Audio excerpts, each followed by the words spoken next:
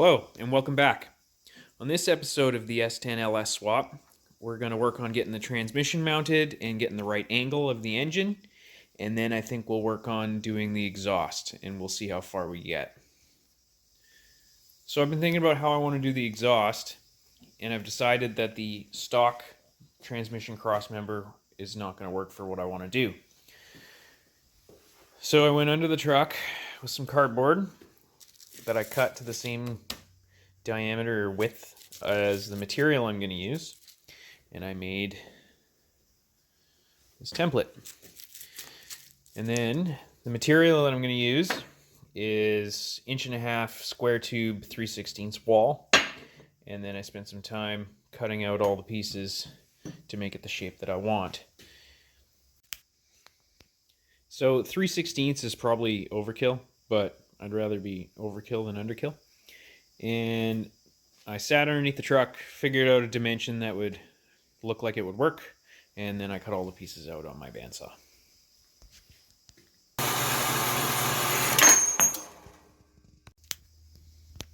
So the next step will be beveling some of these edges for welding, and we'll tack it all together. And then I also have to cut out some pieces of plate steel and drill some holes in them, and that will give us the places to actually bolt it into the pre-existing holes in the frame of the truck.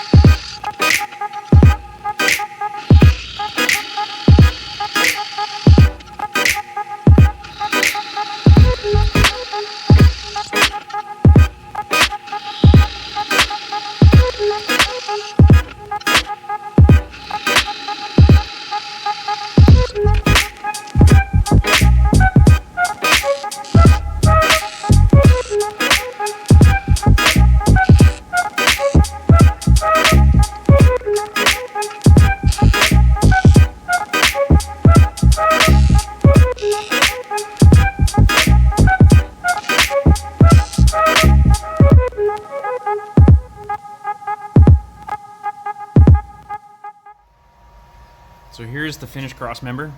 On this side, I used the pre-existing holes, and on this side, the original crossmember used to go here. And for whatever reason, GM put 4 holes here, and I utilized those. And then for spacing the crossmember away from the transmission, I just used a paint stick up in the crack there. And for the mount, we got this 3/16 piece of angle, and then for the final engine angle, we ended up at about 3.1. So that's pretty good. And then for the transmission shifter cable, that is the original cable from the S10. Original bracket. It all just fit on the 4L60. And then I also took the pan off, and I put a new filter and gasket in there, and fit the drive shaft in. That's the original S10 drive shaft. It's got about 3/4 of an inch of free play on the slip yoke, so it seems to be just fine. I put it on the ground, jounced it, and doesn't bottom out, so I think we're good.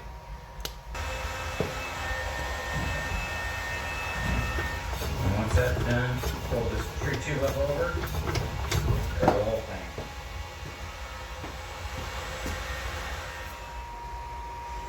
And sorry if you can hear extra noise in the background. I have my oil burner going because it is now winter time and I don't like to be cold, so we're just gonna have to put up with it. I also did a little bit of playing around with the power steering. This is the original 2.2 power steering line. I was able to just tweak it a little bit and it fit right in. So it's not the prettiest thing, but it was free. So that is kind of sorted. These trucks originally come with a power steering cooler, so I will be utilizing that.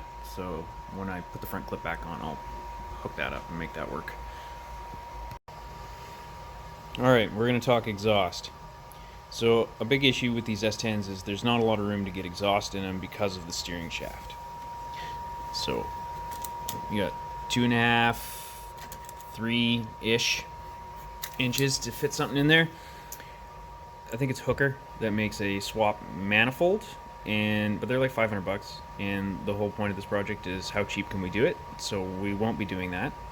And you can buy the cheap headers off of Amazon, but they never really fit, and then you got to beat the shit out of them to fit them in there, and I'm not really a big fan of that. So we're going to try to make our own. I don't know if it'll work, but we're going to try anyway. This is a stock truck manifold. It doesn't fit. So we're going to modify it by cutting here-ish and then build our own lower log section. We're going to use Schedule 40 pipe, steam pipe, whatever you want to call it. So I got some bends in 2-inch, an 1.5 inch, and some pipe. These castings are pretty good apparently. Guys weld them all the time. I don't know, I've never done it. We're gonna try it and see what happens.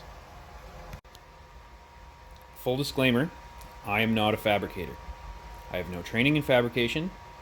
Everything that I know has been from YouTube or self-taught, just screwing around. My background is in automotive repair. I do things like this.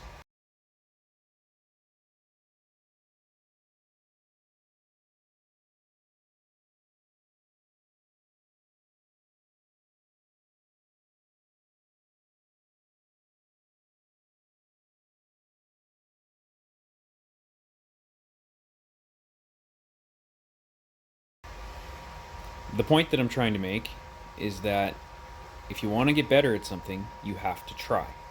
You can't be afraid to fail. You're gonna mess up. It's part of the game. You might spend hours on a part just to throw it in the garbage. So if you mess up, learn from your mistake and try again.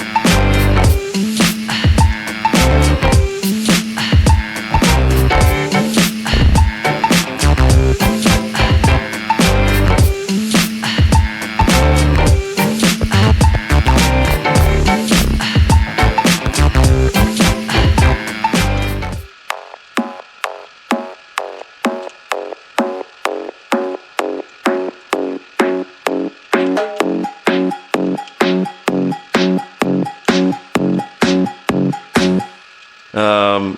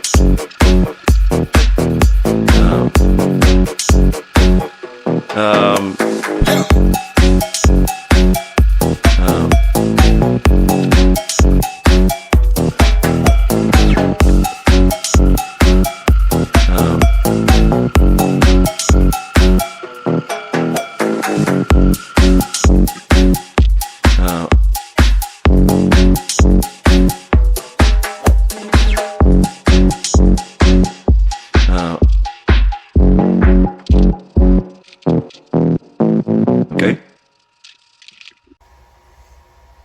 And here's the final result.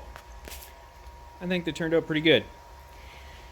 So I'll kind of walk you through what I did.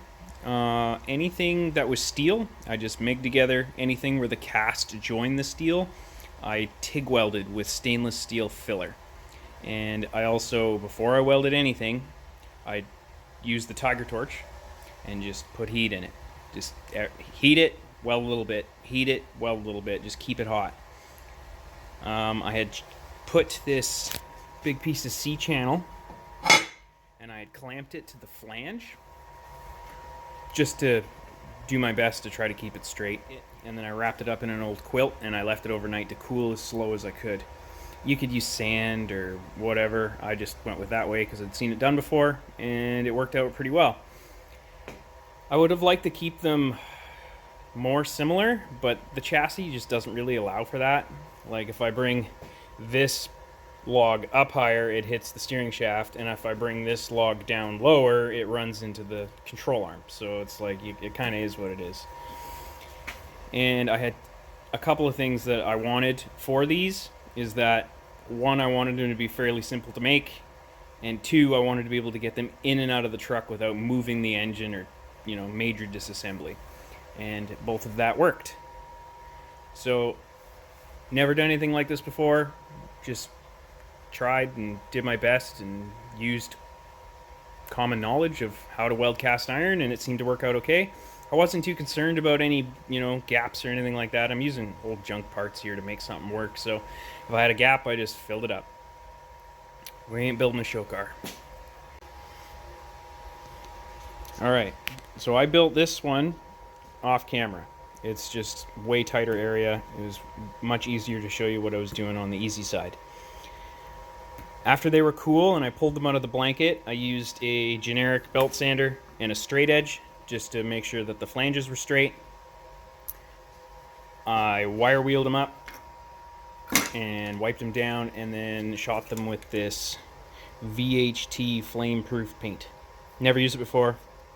See how it is. So I guess the next thing is to install them in the truck, hopefully for the last time.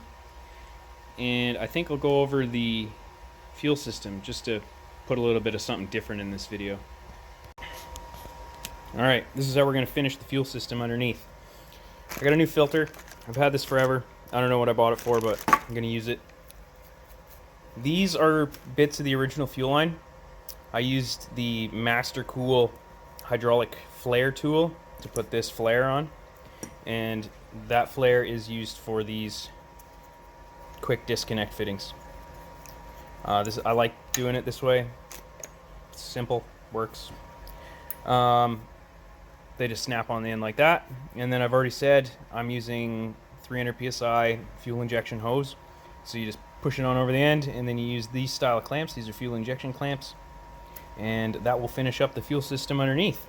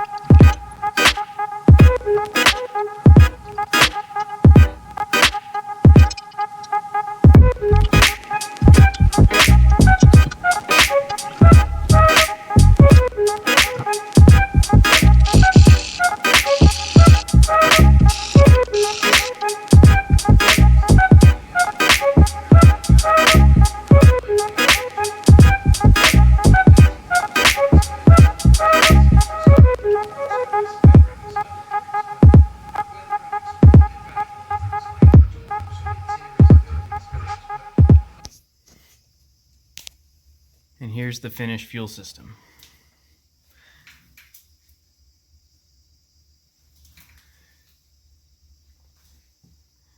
So for the return, it's just rubber all the way right to the engine, and then off the tank, through the filter, back to rubber, back to the engine.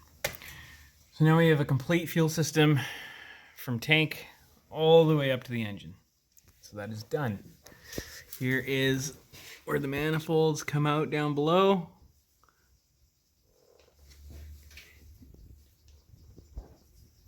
It's a tight fit, but I think it'll work.